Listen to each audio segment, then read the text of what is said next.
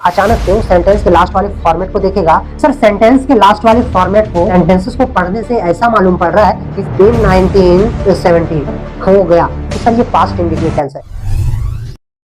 Hello everyone, एक बार फिर से आप सभी का एक नई वीडियो में स्वागत है। आज मैं यहाँ पर फिर से कुछ ऐसे इंपॉर्टेंट सेंटेंसेस लेके आया हूँ जिन सेंटेंसेस में वर्ब एक्चुअली एक्टिव वॉइस में है, पर हमेशा ये सभी सेंटेंसेस इंग्लिश में जब ट्रांसलेट किए जाएंगे तब इनका ट्रांसलेशन हमेशा पेसिव वॉइस में किया जाएगा। ये सभी सेंटेंसेस को इंग्लिश में ट्रांसलेट करते हैं ताकि कॉन्सेप्ट को और भी क्रिस्टल क्लियर किया जा सके। यहाँ पर जो सबसे पहला सेंटेंस है, घोड़े सब जगह मिलते हैं। अब यहाँ पर देखिए सर, सेंटेंस के लास्ट वाले फॉर्मेट को पढ़ने से ये पता चलता है कि ये शायद प्रेजेंट इंडेफिनिट टेंस से बिलोंग करता है। पर यहाँ पर मैं आपको बता दूं, ये सेंटेंस को आपको इंग्लिश में ट्रांसलेट करते वक्त आपको ऐसा लगेगा या तो इसका इंग्लिश ट्रांसलेशन ऐसा मालूम पड़ता है जैसे ये पेसिव फॉर्म में हो। यदि मैं इसे इंग्लिश में ट्रांसलेट करूं तो मैं बोलूंगा horses are found everywhere. Horses are found everywhere. मैं बोलूंगा हॉर्सेस आर फाउंड एवरीवेयर। यहाँ पे नेक्स्ट सेंटेंस है, यह सबको मालूम है। ऐसा लग रहा है कि ये सर सामान्य सेंटेंस है, पर इसके इंग्लिश कन्वर्सन पर यदि गौर करें तो ये पेसिव फॉर्म में होगा। यानी यदि मैं ये बोलूं यह सबको मालूम है तो आप बोल सकते हैं it is known to everyone. It is known to everyone. यहाँ पर हम लिखेंगे it is known to everyone. आगे यहाँ पर दिया हुआ है उसका जन्म 1923 में हुआ। ये सेंटेंस को पढ़कर ऐसा लग रहा है कि सर ये पास्ट इंडेफिनिट टेंस है, पर मैं आपको बता दूं कि सर जब इसे आप इंग्लिश में ट्रांसलेट करोगे तो इसका इंग्लिश सेंटेंस देखने से ऐसा मालूम पड़ेगा कि ये पेसिव फॉर्म में है। तो चलिए इसे ट्रांसलेट करते हैं। इसे जब इंग्लिश में ट्रांसलेट करेंगे तो बोल सकते हैं he was born in 1923। He was born in 1923। यहाँ पर हम लिखेंगे ही वॉज बोर्न इन 1923। अब यहाँ पर आपको ध्यान देना है कि सर ये सेंटेंस को पढ़ने से ही वॉज बोर्न उसे जन्म दिया गया।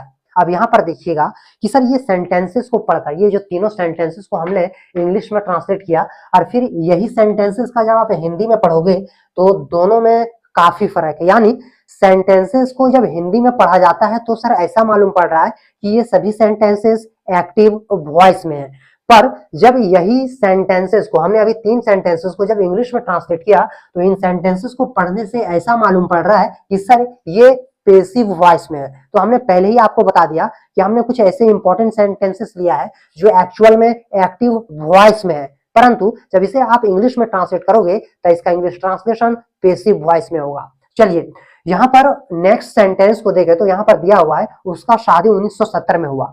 जाहिर सी बात है सर ये सेंटेंस को पढ़कर ऐसा लग रहा है कि ये पास्ट इंडेफिनिट से, पर यहाँ पर आपको ध्यान देना है कि इसे जब आप इंग्लिश में ट्रांसलेट करोगे तो ये पेसिव फॉर्म में हो जाएगा। यानी आप बोल सकते हो he was married in 1970।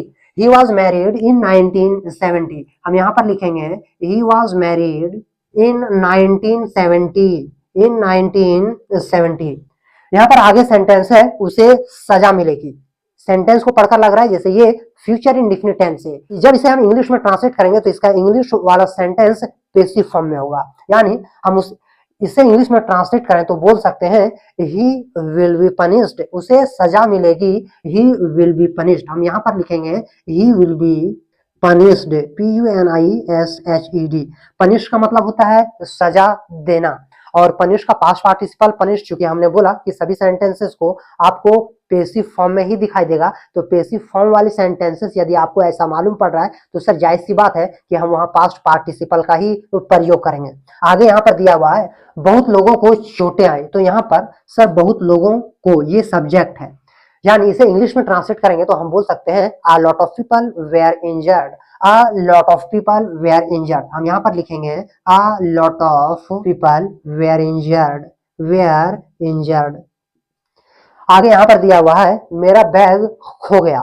Sentence पढ़कर अचानक से यदि सडनली किसी को ये बोला जाए कि ये सेंटेंस किस टेंस से है तो अचानक से वो सेंटेंस के लास्ट वाले फॉर्मेट को देखेगा कि सर खो गया, तो सर ये पास्ट इंडेफिनिट टेंस है। पर मैं आपको बता दूं कि ये सेंटेंस एक्टिव वॉइस में है, पर हम इसे ट्रांसलेशन हमेशा पेसिव वॉइस में करेंगे।